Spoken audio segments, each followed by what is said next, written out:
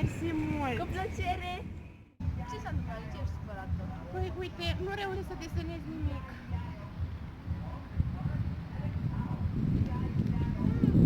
Asta e, gata, știu ce voi desena.